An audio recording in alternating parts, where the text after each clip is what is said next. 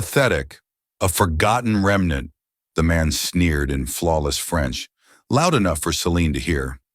Justin Wright, billionaire king of tech, thought he was being clever, dissecting her life for his bored guest's amusement. She balanced the heavy tray, smile fixed, rage simmering. He saw a waitress, a nobody. What he didn't see? Her Columbia Classic scholarship, the 4 languages she commanded, the quiet strength forged caring for her ailing father.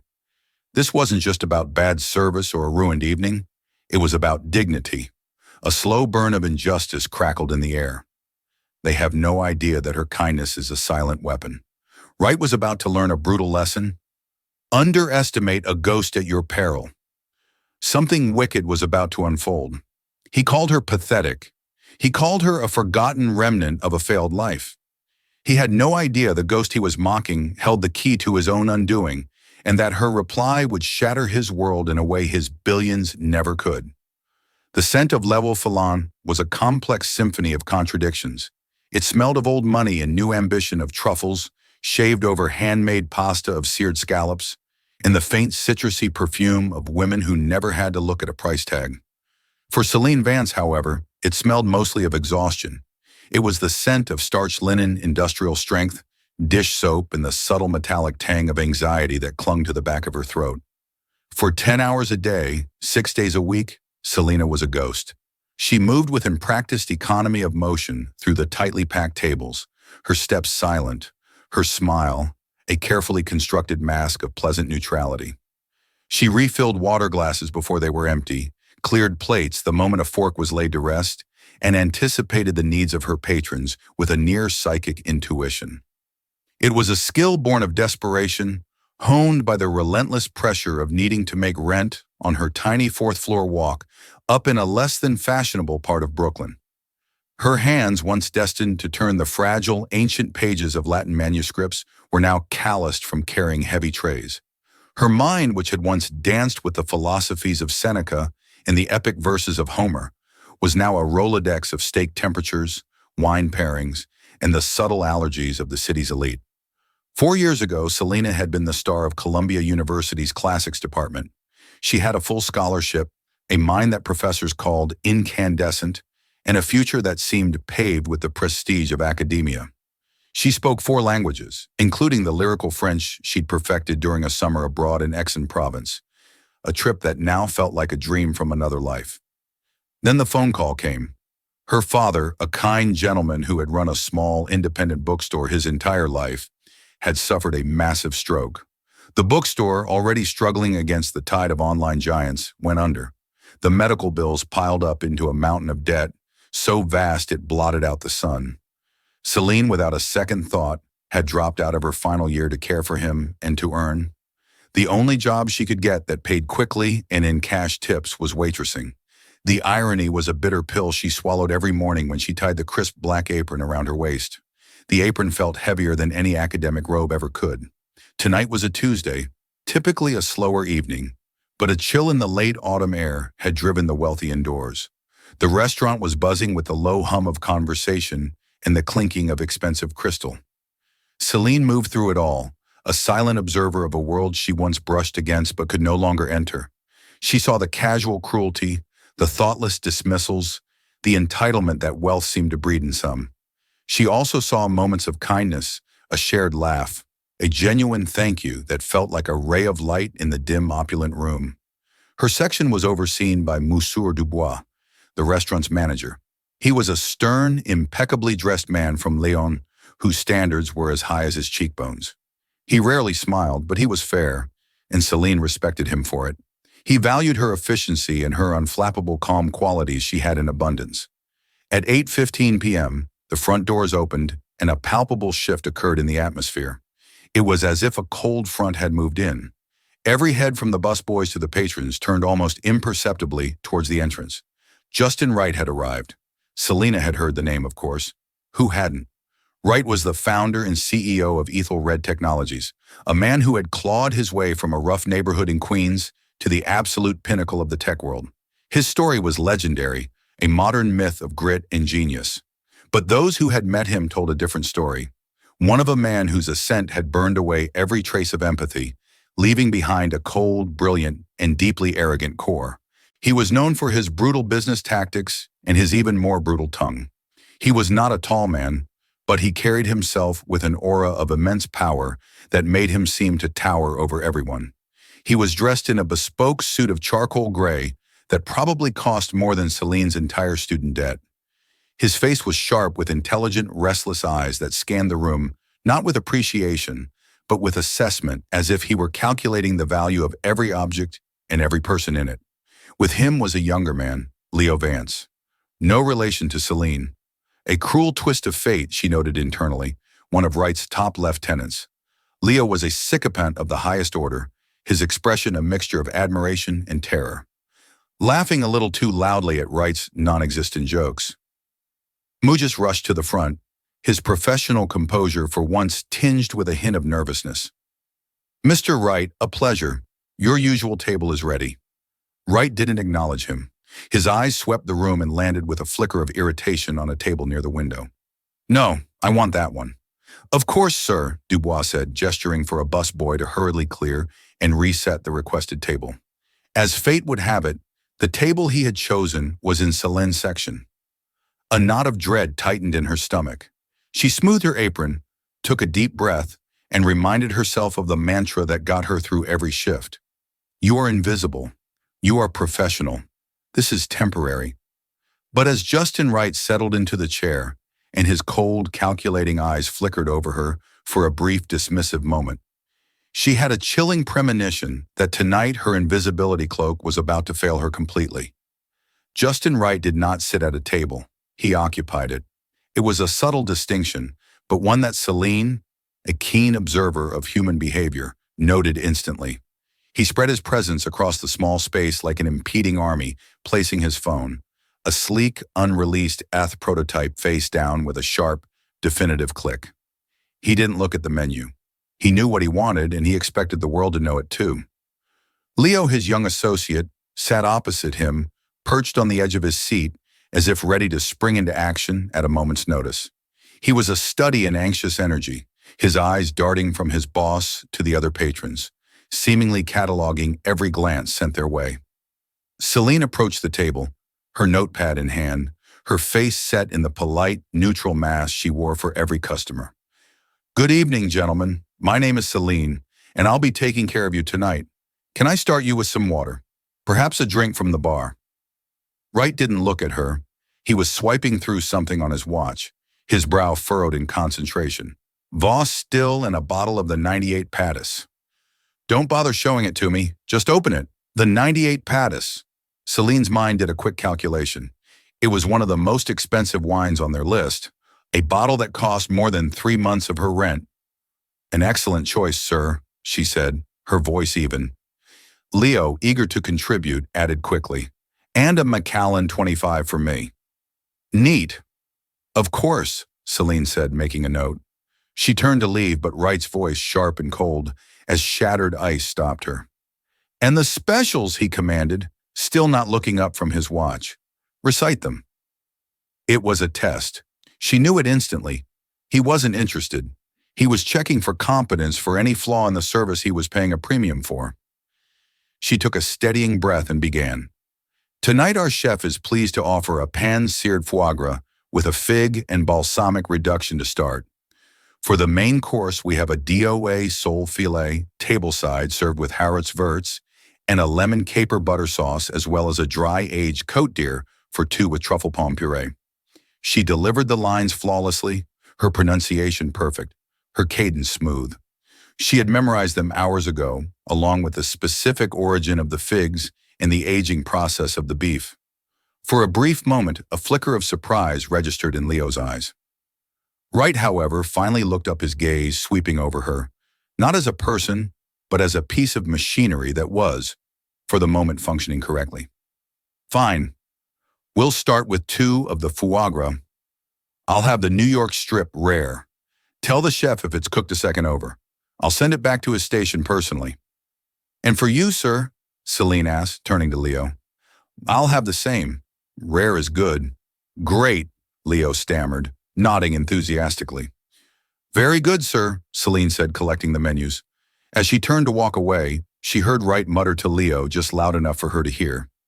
See that Leo precision? That's what's missing everywhere else. People have gotten lazy, soft. They want handouts, not responsibility. His eyes followed Celine as she walked toward the sommelier station. Service industry, it's the last refuge for those with no ambition, a purgatory for broken dreams. Leo chuckled nervously. You're right, Justin. Absolutely. Celine's back stiffened, but she didn't break her stride. She had heard variations of that sentiment 100 times. It was the casual disdain of the powerful a way to reinforce their own sense of superiority by diminishing the humanity of those who serve them. She retrieved the precious bottle of Pattis from the cellar, her hands steady as she carried it back to the table in a proper cradle. The ritual of opening the wine was one she usually enjoyed. It was a small piece of theater, a moment of reverence for the craft and time sealed within the bottle. She presented the cork to Wright, who waved it away with a dismissive flick of his wrist. As she began to pour a small tasting amount into his glass, he leaned toward Leo, and the language of the conversation shifted. He began speaking in French. It was a common tactic among a certain type of wealthy American patron. They used French as a shield, a private code to discuss business, other diners, or most often the staff, assuming a complete lack of understanding from anyone wearing an apron. Wright's accent was impeccable, polished by years of business dealings in Paris and Geneva. You see, Leo, he began in French, his voice a low, confidential murmur as Celine carefully poured the deep ruby liquid. The world is divided into two types of people, architects and furniture. The architects design the world and the furniture fills the space. It's important to know which you are and to treat the furniture accordingly. He swirled the wine in his glass, not even glancing at Celine, who stood patiently by his side, the heavy bottle in her hand. Her heart began to beat a little faster, a cold, slow anger starting to uncoil in her gut. She remained perfectly still, her expression unchanged. Leo, whose own French was clumsy and accented, struggled to keep up. Yes, architects, I like that. Wright took a sip of the wine, his eyes closing for a moment as he savored it. He nodded curtly at Celine, a signal for her to fill his glass and then Leo's. As she leaned over to pour for Leo, Wright's gaze fell upon her, and this time it lingered. His eyes, cold and analytical, took in the slight fraying at the cuff of her white shirt, the sensible worn-out black shoes she wore to survive 10 hours on her feet, the faint shadow of weariness under her eyes that no amount of concealer could fully hide. A cruel, knowing smirk touched the corner of his lips. He turned back to Leo, his voice dropping into an even more conspiratorial tone, still speaking in rapid, idiomatic French. The real assault was about to begin. Look at her, Justin Wright murmured to Leo in French, his voice dripping with condescending pity. He gestured vaguely with his wine glass towards Celine, who was meticulously placing their appetizer plates on the table. She is the perfect example of what I'm talking about, a ghost in the machine. Celine's blood ran cold.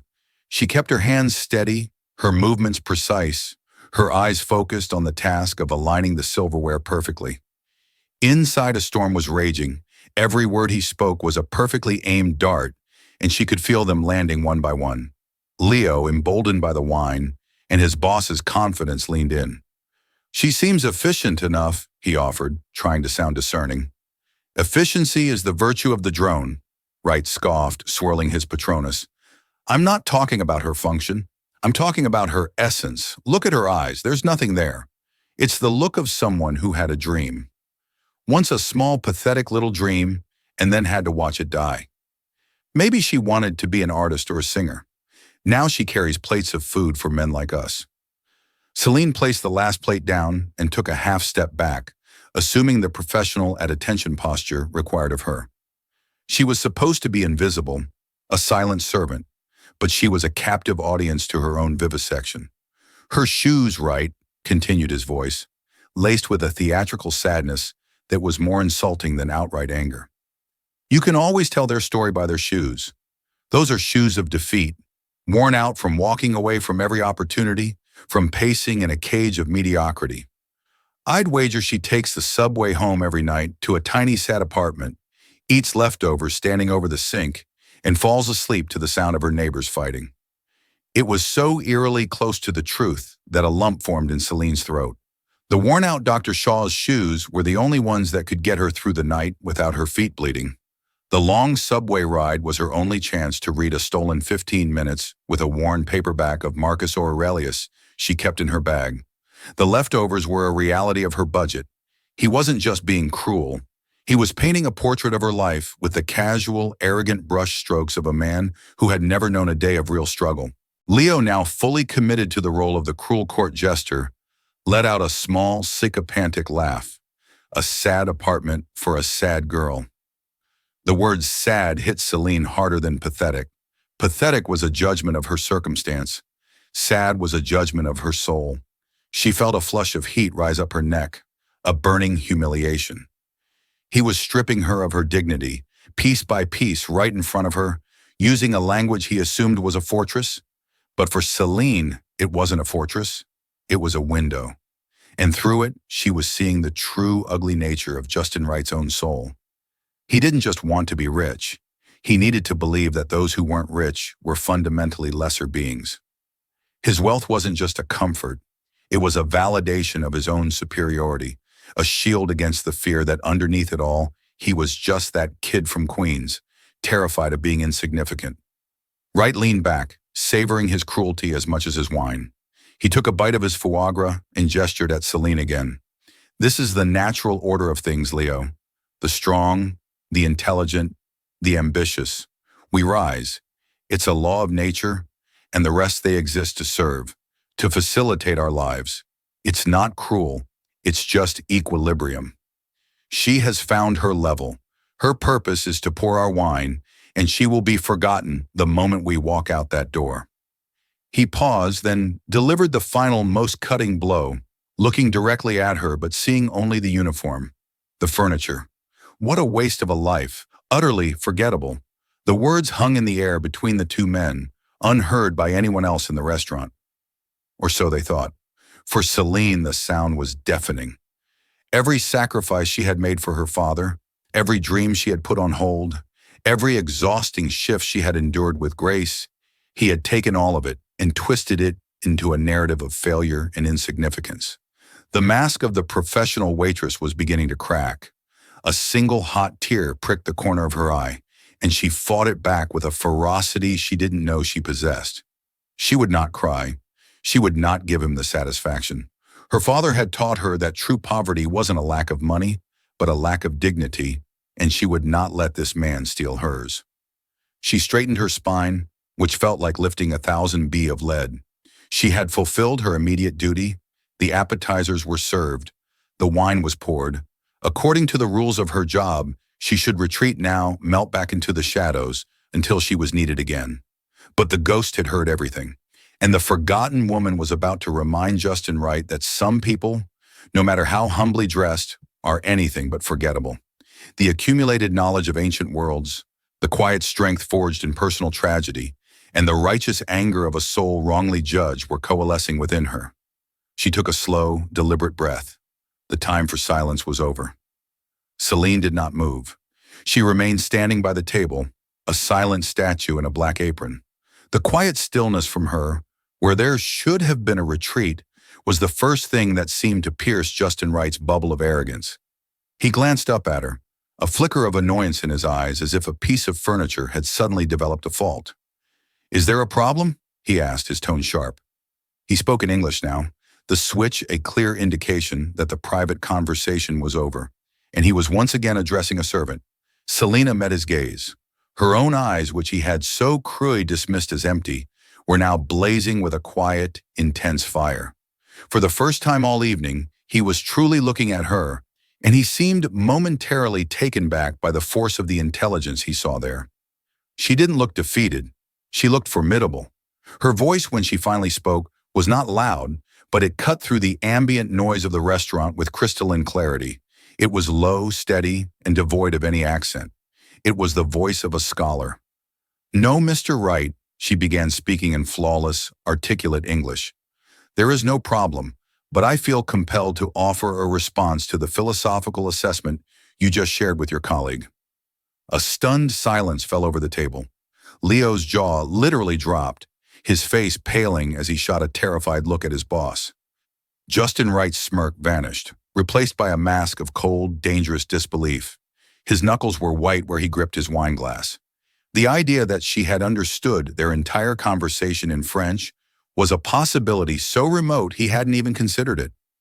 You were discussing the natural order. Celine continued her composure.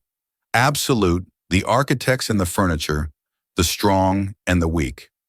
It's a convenient philosophy for those who stand at the top. It absolves them of empathy, of compassion. It mistakes privilege for virtue. She took a small step closer, her presence suddenly filling the space. You looked at my shoes and saw a story of defeat.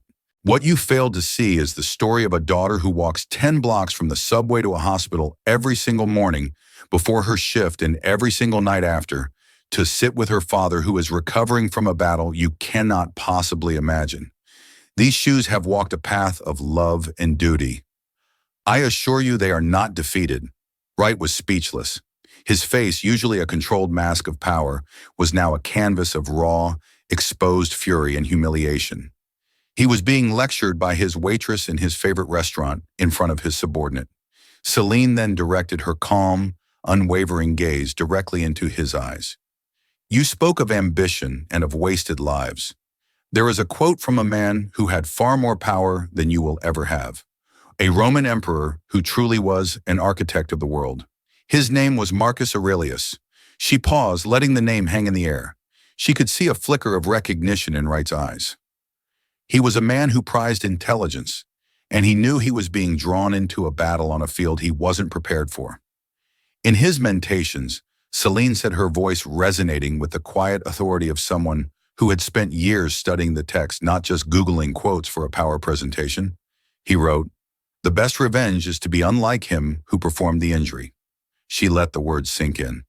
You see, Mr. Wright, my life is not a waste. It's in transition. It has been tested by hardship, but it is defined by love, not by a balance sheet. Your worldview requires you to see me as furniture, because to see me as a person would force you to acknowledge the vast empty space in your own life, a space that all your money, your power, and your contempt for others will never be able to fill. She concluded, her voice softening almost to a whisper, but losing none of its power. So you are correct in one assessment. We are indeed very different, and for that I am profoundly grateful. Now, will there be anything else, or shall I give you and your guest a moment? The silence that followed was absolute. It was as if a vacuum had formed around their table. Leo looked like he wanted the floor to swallow him whole.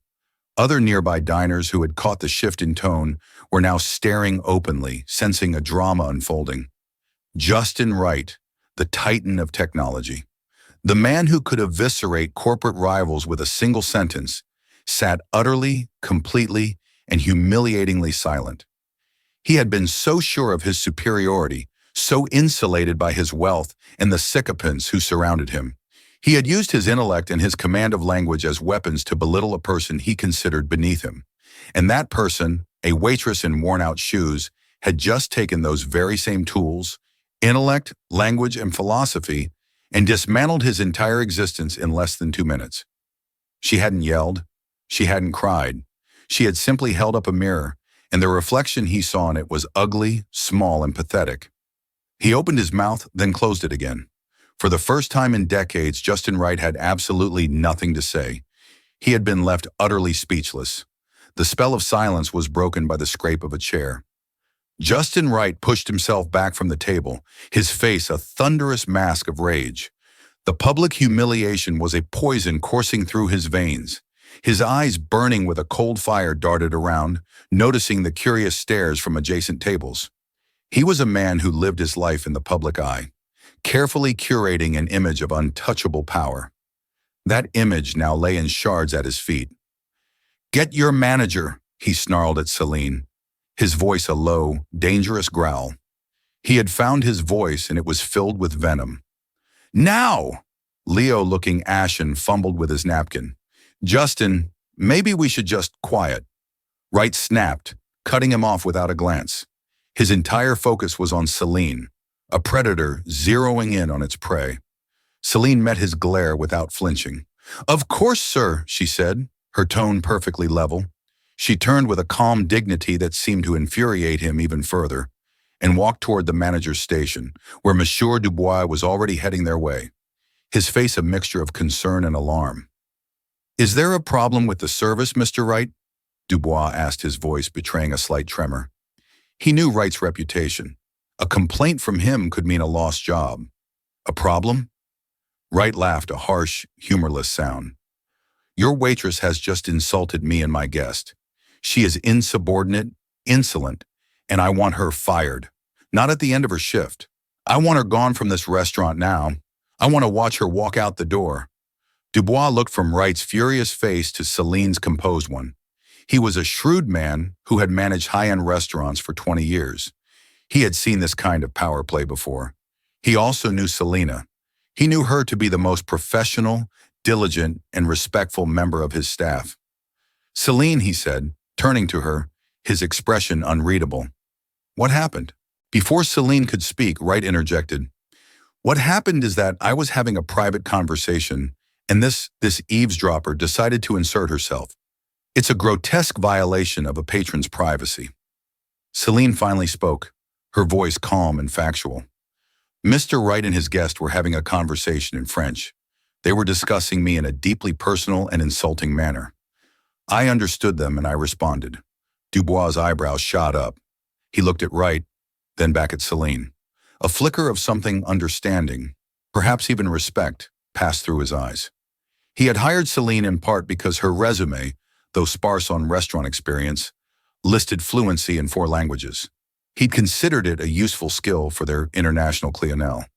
He had never imagined it would be deployed as a defensive weapon. "Mr. Wright," Dubois said, his tone shifting from nervous placation to formal resolve, "my staff is trained to be professional at all times, but they are not required to endure personal insults. If Celine says she was insulted, then I believe her. She will not be fired." The defiance was stunning. Leo looked like he might faint. Justin Wright looked as though Dubois had slapped him across the face. "Do you have any idea who I am?" Wright hissed. "I could buy this restaurant tomorrow and turn it into a parking garage. I will ruin you." "That is your prerogative, sir," Dubois replied, his back ramrod straight. "But tonight in my restaurant, my staff is under my protection. Now, if you would like to settle your bill for the wine and appetizers, I will gladly waive the cost. Otherwise, you are welcome to stay, but Celine will no longer be serving your table." It was an unthinkable checkmate. Wright, a man used to people crumbling before him, was being stonewalled by a restaurant manager. To stay would be to admit defeat. To leave would be to flee the scene of his own humiliation. He chose the latter. With a final venomous glare at Celine, he threw his napkin onto the table. "This is not over," he spat before turning on his heel and storming towards the exit. Leo, scrambling to follow in his wake like a panicked squire. The restaurant, which had been holding a collective breath, slowly began to buzz again now with hushed, excited whispers. Celine stood still for a moment, the adrenaline beginning to ebb, leaving a profound weariness in its place. She had won the battle, but she was sure she had lost the war. Wright was not a man to let things go. Her job, and perhaps Dubois', was still in jeopardy. "Celine," Dubois said softly, placing a hand gently on her shoulder. "Go to the staff room. Take a few minutes." She nodded, a wave of gratitude for her manager washing over her. As she turned to walk away from the now empty table, a quiet voice stopped her. "Excuse me, miss." She turned. Sitting at a small, secluded table in the corner was an elderly gentleman she hadn't paid much attention to before. He was in his late 70s with kind, intelligent eyes and a halo of white hair. He was dressed in a simple but elegant tweed jacket, a stark contrast to Wright's aggressive corporate armor. He had been dining alone, nursing a glass of red wine and reading a book. He had been perfectly positioned to witness the entire exchange. "I just wanted to say," the man said, his voice a gentle, cultured baritone, "that what you did was remarkable. The courage and dignity you displayed were truly something to behold." Celine felt a blush creep up her cheeks. "Thank you, sir. I'm sorry if it disturbed your meal." "Nonsense," he said with a warm smile. "It was the most invigorating piece of theater I've seen all year." Marcus Aurelius, no less. A perfect choice. He paused, his eyes twinkling. I happen to be an admirer of the Stoics myself. He gestured to the empty chair at his table. Please, if your manager will allow it, join me for a moment. My name is Alistair Finch. Selene recognized the name instantly. Alistair Finch was a legend in New York's cultural and academic circles. A retired titan of the publishing world, he now chaired the prestigious Finch Foundation, a philanthropic organization that funded arts, humanities, and classical studies all over the world. He was a name she had seen on plaques in the very halls of Columbia she had been forced to abandon. Hesitantly, she glanced at Dubois, who gave her a slight permissive nod. She sat down opposite Mr. Finch, her hands clasped nervously in her lap. I couldn't help but overhear, Finch said gently, what that vulgar man said about your life, the part about broken dreams. Forgive me for intruding, but your command of language, your reference to Aurelius. You are not a career waitress, are you? Selene felt the walls she had so carefully constructed begin to crumble. In the face of this unexpected kindness, the tears she had refused to shed in front of Wright now welled in her eyes. No, sir, she said, her voice thick with emotion. I was studying classics at Columbia. Alistair Finch's kind eyes widened with understanding. He leaned forward, his expression full of a sincere, profound interest she hadn't encountered in years. My dear child, he said softly, his voice a lifeline in the stormy sea of her life. Tell me everything. In the quiet corner of the bustling restaurant, under the warm, discerning gaze of Alistair Finch, Selene's story came pouring out. She spoke of her passion for ancient languages, of the thrill of translating a difficult passage from Ovid, of her dream to become a professor and share that love with a new generation of students. She spoke of her father, of his kindness in the bookstore that was his life's work, and of the sudden cruel illness that had upended her world. She spoke of the mountains of debt, the crushing weight of responsibility, and the quiet resignation with which she had traded her academic robes for a waitress's apron. She didn't tell the story with self-pity, but with a simple, factual clarity that made it all the more moving. Alistair Finch listened with an unwavering, compassionate attention. He didn't interrupt, didn't offer platitudes. He simply listened, his expression thoughtful, as if he were piecing together a puzzle he already knew the shape of. When she finished, a heavy silence settled between them. Selene felt emotionally drained, as if she had just lanced a wound she hadn't realized was festering for years. Thank you for sharing that with me, Selene, Finch said at last, his voice gentle. It confirms what I suspected. A mind like yours does not belong in the shadows. It belongs in the light where it can be nurtured and where it can shine. He took a slow sip of his wine, his eyes thoughtful. Justin Wright represents a particular brand of modern success. He believes value is something that can be quantified on a stock ticker. He is a man who knows the price of everything and the value of nothing. He sees a person like you, and his mind is incapable of processing the data. Your wealth isn't monetary, it's intellectual and spiritual, and that terrifies him. He reached into his tweed jacket and pulled out a simple, elegant business card and a pen. On the back of the card, he wrote a name and a phone number. The Finch Foundation, he explained, sliding the card across the table to her, has a special fellowship program. It's called the Second Chapter Fellowship. We created it specifically for promising academics in the humanities who were forced to abandon their studies due to unforeseen personal or financial crisis. It provides a full, generous stipend to cover all living expenses, erases any existing student debt, and covers the complete tuition for the recipient to finish their doctorate at any institution of their choosing. Selene stared at the card at the elegant script, her heart hammering against her ribs. It sounded too good to be true, like something out of a fairy tale. Sir, I don't know what to say, she stammered, her eyes wide with disbelief. You don't have to say anything yet, Finch said with a kind smile. The name on the back is Dr. Eris Thorne. He is the head of our selection committee. He is also my oldest friend and a former professor of Greek tragedy at Princeton.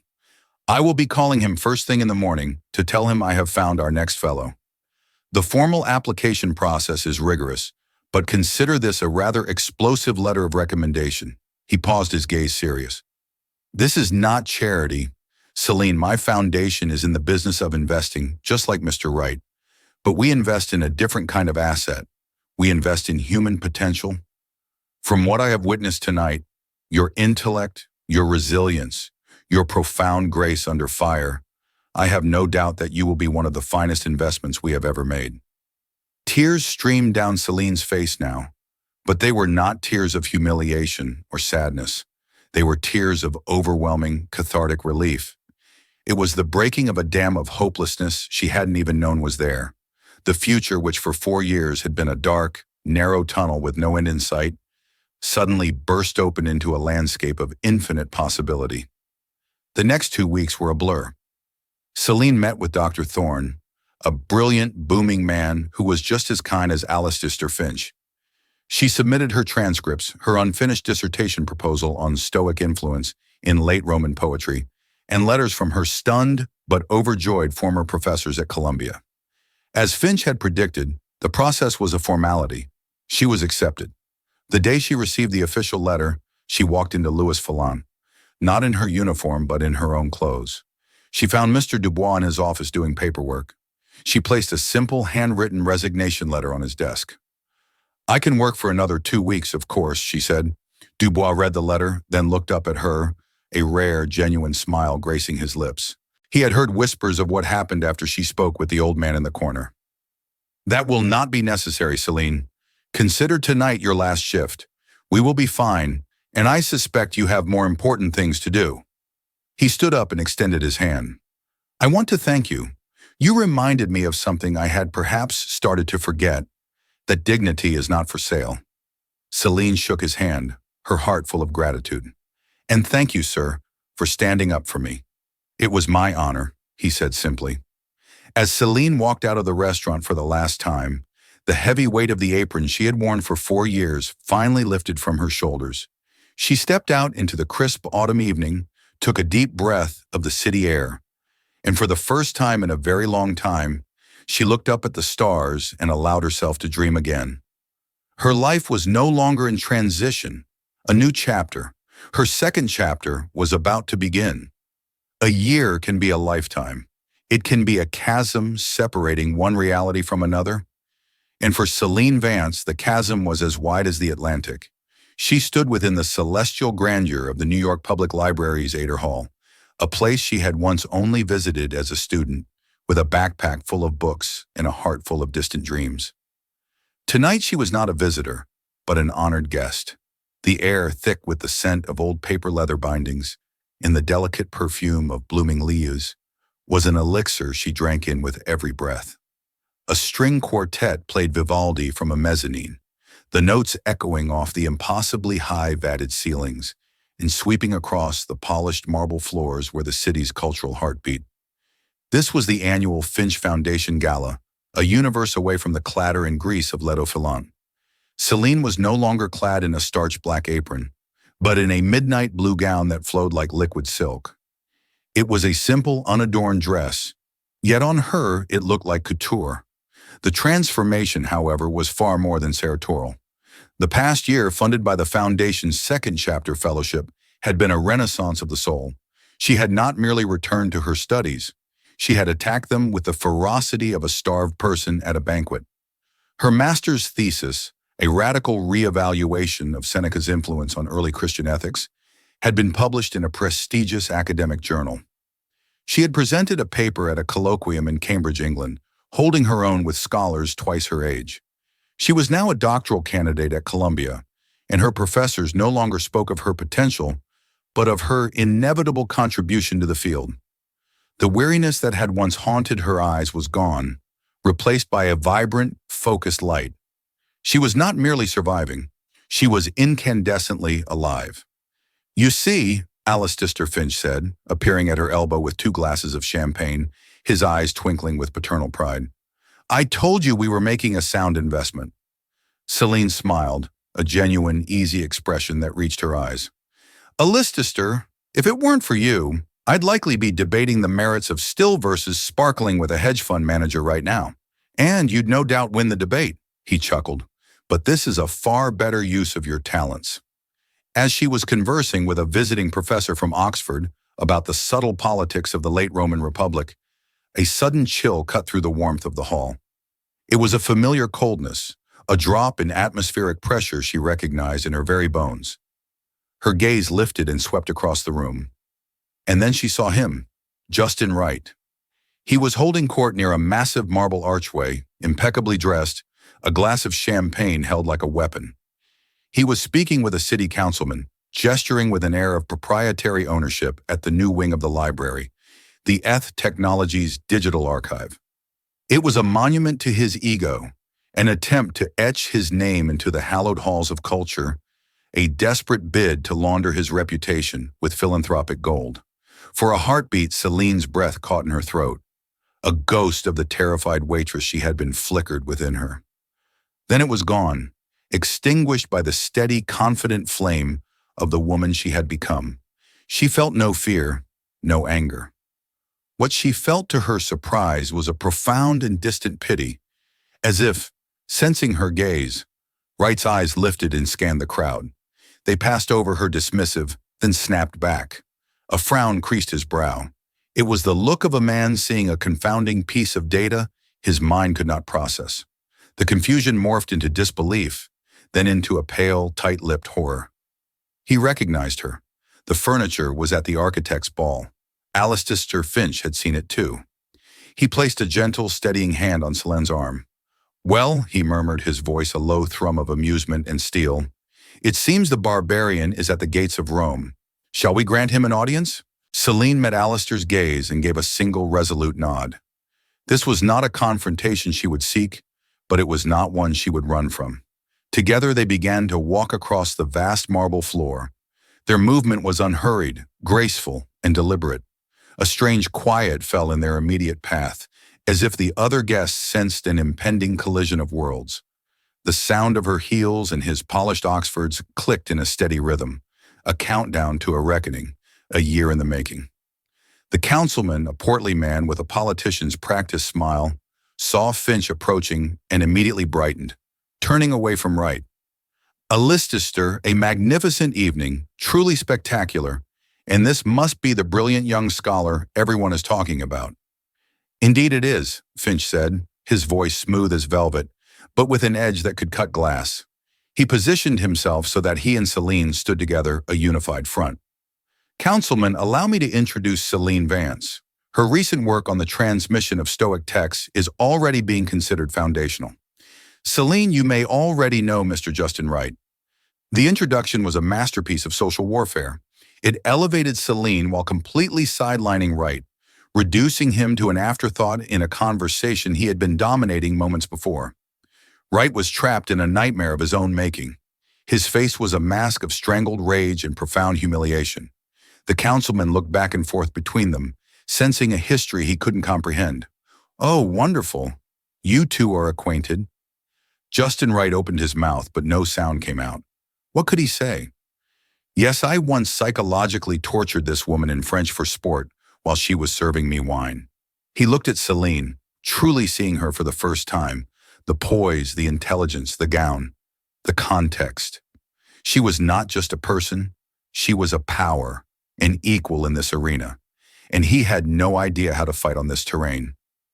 I didn't recognize you." He finally managed to stammer the words, sounding lame and pathetic, even to his own ears. Celine's expression was serene. She looked at him not as an adversary, but as a specimen, an object of study. "I know," she said, her voice soft but carrying an immense weight. "You never really saw me at all." She let that truth settle in the space between them before continuing. She took a small, deliberate step forward, claiming the space, forcing him to meet her gaze. "Actually, Mr. Wright, I've been meaning to thank you," she began. The councilman's eyebrows shot up. Wright looked utterly bewildered. This was not the attack he had been bracing for that evening at the restaurant. She elaborated, her voice remaining level, almost conversational, making it all the more devastating. "You intended to cause me pain. You wanted to reinforce your worldview by reducing me to a caricature of failure. And for a moment you succeeded. But the human spirit is a peculiar thing. Sometimes the most profound injuries are the ones that force us to heal into something stronger. She paused, holding his gaze. Your cruelty, you see, was a catalyst. It was a violent, ugly reminder of the world I had lost, and it ignited a fire in me to reclaim it. In trying to define me by your materialistic terms, you showed me the profound poverty of a life built only on a balance sheet. You showed me a future I would do anything to avoid. That night I went home, not defeated, but determined. She gave him a small final smile that did not reach her eyes. It was a smile of pure, unadulterated dismissal. You once told your friend that the world is made of architects and furniture. It was a clever, cruel line. But you were wrong. The world is made of learners and fossils. I am still learning, and you, I'm afraid, have become a relic of your own limited thinking. So thank you, Mr. Wright. You were an unwitting architect of my second chapter. For that, I suppose I should be grateful. With that, she turned her back on him, a gesture of finality more powerful than any slap. She smoothly re-engaged the Oxford professor, picking up their conversation as if nothing had happened. Alistair Finch gave Wright a last withering look of contempt before following her. Justin Wright stood alone, the councilman having suddenly remembered a pressing need to be elsewhere. The vibrant sounds of the gala seemed to recede, leaving him in a pocket of cold, dead silence. He was a king stranded on a barren island of his own, making his wealth a useless currency. He who had mocked a forgotten waitress was now the ghost at the feast, left utterly, irrevocably speechless in a room full of noise. Celine's story is a powerful reminder that our true worth is not defined by our job title, our bank account, or the judgment of others. It's defined by our character, our resilience, and the knowledge we carry within us. Justin Wright had billions of dollars, but Selena Vance possessed something far more valuable, an unbreakable sense of self. He tried to humiliate her to make her feel small, but he only succeeded in revealing his own spiritual poverty. This story shows us that dignity is a fortress that no amount of arrogance can breach, and that sometimes the most powerful response to cruelty isn't anger, but a quiet demonstration of your own unassailable worth. If this story resonated with you and you believe in the power of quiet strength and hidden potential, please take a moment to hit the like button and share it with someone who might need to hear it. And for more stories that inspire and empower, don't forget to subscribe to the channel and turn on notifications. Thank you for listening.